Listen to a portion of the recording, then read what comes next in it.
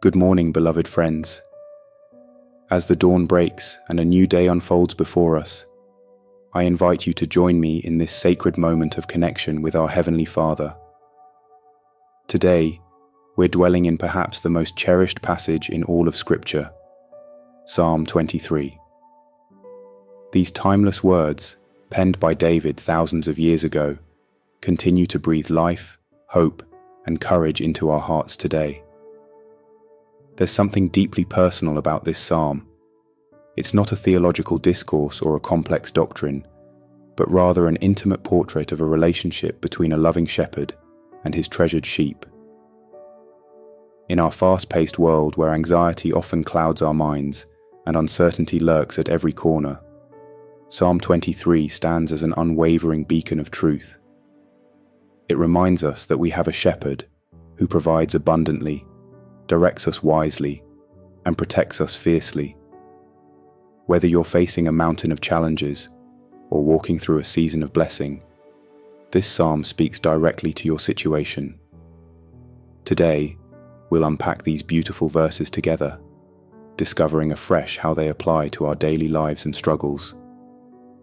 My prayer is that as we journey through this psalm together, your heart will be strengthened, your mind will be renewed, and your spirit will find rest in the loving care of our Good Shepherd.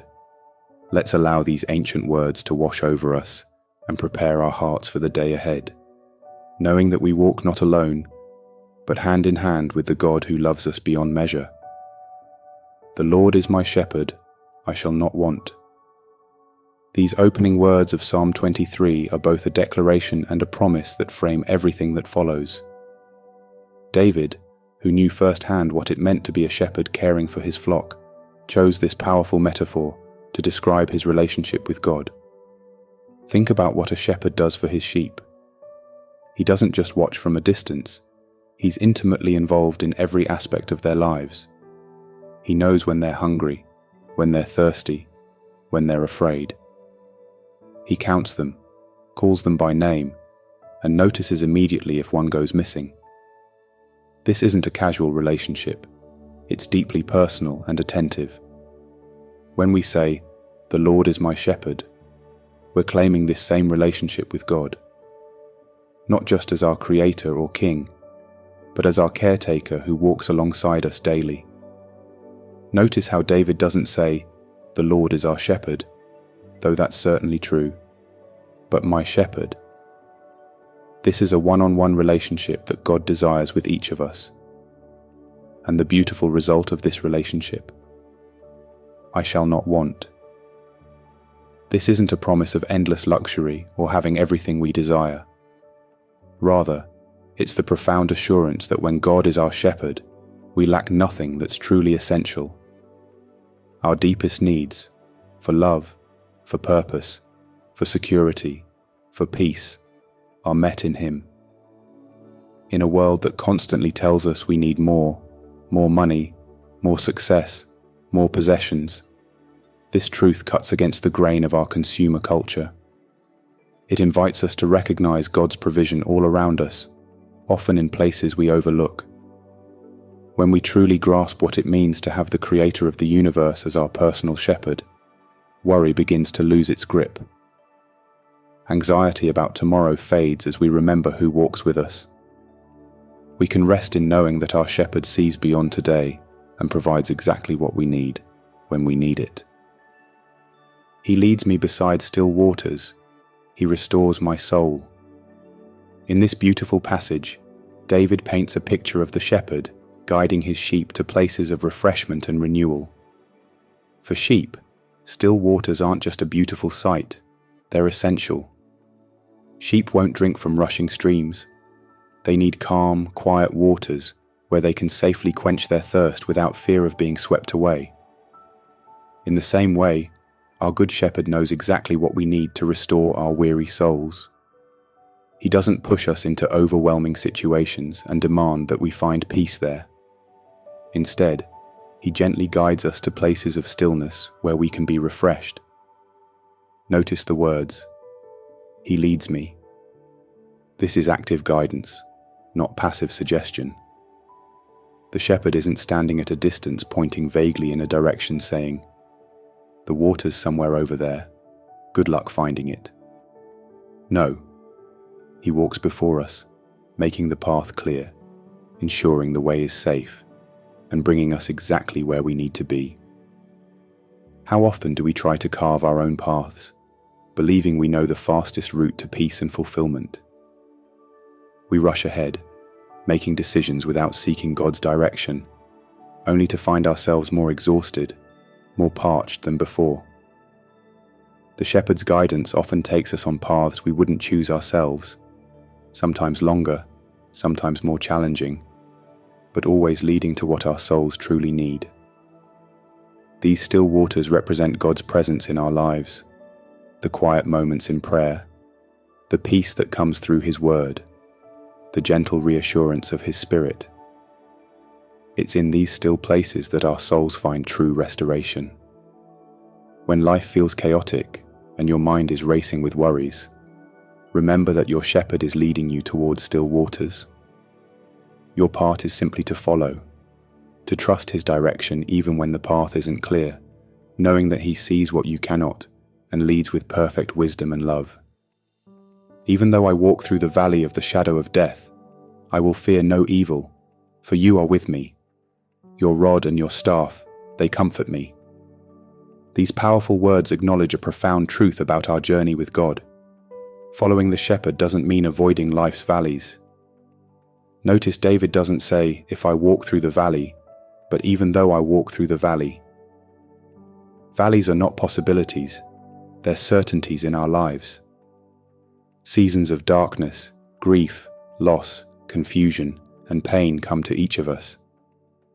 The promise isn't that we'll bypass these valleys, but that we'll never walk through them alone. This valley that David describes isn't just a small dip in the terrain, it's the valley of the shadow of death. It represents our darkest moments, our deepest fears, our most overwhelming challenges. Yet even here, the shepherd is present. "I will fear no evil, for you are with me." In this moment of the psalm, something significant happens. David shifts from talking about God, he leads, to talking directly to God, "You are with me." When we enter life's valleys, our relationship with God often becomes more personal, more intimate. It's in these dark places that we discover His presence in ways we never could on the mountaintops. The shepherd's rod and staff weren't just walking sticks. The rod was a weapon to defend against predators, while the staff with its crook was used to guide sheep and rescue them from dangerous places. Together, they represent God's protection and direction, both bringing comfort to those who trust Him. Sometimes God uses His staff to pull us back from danger. Sometimes He uses His rod to fight battles we couldn't win alone. And sometimes He simply walks beside us through the darkness, His presence alone being the comfort we need. Remember, valleys are not dead ends, they're passages. We walk through them, not into them to stay. And with each step, our shepherd is there, protecting, guiding, and bringing us safely to the other side. "You prepare a table before me in the presence of my enemies. You anoint my head with oil. My cup runs over." This powerful imagery shifts from pastoral landscapes to a royal banquet, revealing yet another dimension of God's care for us. Picture this. While enemies lurk nearby, God doesn't just provide basic sustenance, He prepares a feast. This isn't hurried nourishment grabbed on the run. It's a carefully arranged table of provision, honor, and abundance. The shepherd becomes the host, transforming danger into a setting for divine generosity. The anointing with oil carries deep significance. For sheep, oil was applied to their heads to prevent parasites and heal wounds. For guests at a feast, it was a mark of honor and special welcome. For kings and priests, it signified being set apart for sacred purpose.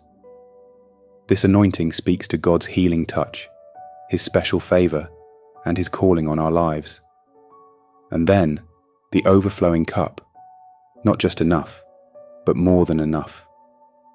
This isn't about material wealth, but the abundance of God's presence, peace, joy, and love that fills our lives until it spills over to others.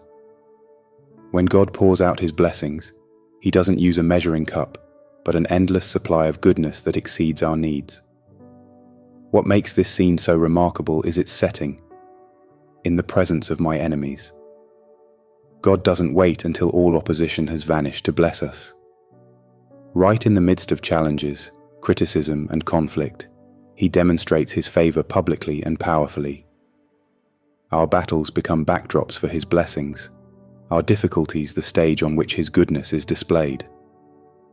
As the morning light filters through, let us pause and turn our hearts toward the greatest truth we know, our Shepherd. Heavenly Father, I come to You at the start of this new day, overwhelmed by the beauty of Your care described in Psalm 23. How comforting it is to know that the Creator of the universe watches over me with the tender attention of a shepherd. Lord, today I declare that You are my provider. In a world that constantly whispers that I don't have enough, I choose to believe Your promise that I shall not want. Open my eyes to see Your provision all around me. When worry creeps in about finances, relationships, health, or my future, remind me of who holds my life in loving hands. Thank You for leading me beside still waters. In the noise and hurry of this day, guide me to moments of quiet where my soul can be restored. I surrender my plans, my decisions, and my path to Your direction. Even when I don't understand where You're leading, help me trust the heart of my shepherd. Father, I don't know what valleys I may walk through today. Challenges at work, tensions at home, battles in my mind, or burdens in my heart. But this I know: You walk with me. Your rod of protection and staff of guidance bring me comfort. No darkness is too deep for Your light to penetrate. I thank You for preparing a table of blessing for me, even as I face opposition. Thank You for the sacred anointing that marks me as Your own. My cup overflows with Your goodness and mercy, not because my circumstances are perfect, but because You are always faithful. As I step into this day, I carry the assurance that goodness and mercy follow me. Every moment, every challenge, every joy is encompassed by Your loving presence. My home is with You, today, tomorrow, and forever. In the name of Jesus, my good shepherd. Amen. Beloved friends, as we close this time together, I encourage you to carry Psalm 23 in your heart throughout this day. When worry knocks at your door, remember your shepherd provides. When confusion clouds your path, trust His direction. When fear threatens to overwhelm, rest in His protection. Let's walk in the confidence that we are never alone, never forgotten, and never without His care. If this prayer has spoken to your heart, please type Amen in the comments below. And if you're facing a particular valley today and need specific prayer, share it with our community. We're here to stand with you and lift you up. Until tomorrow, may His goodness and mercy follow you.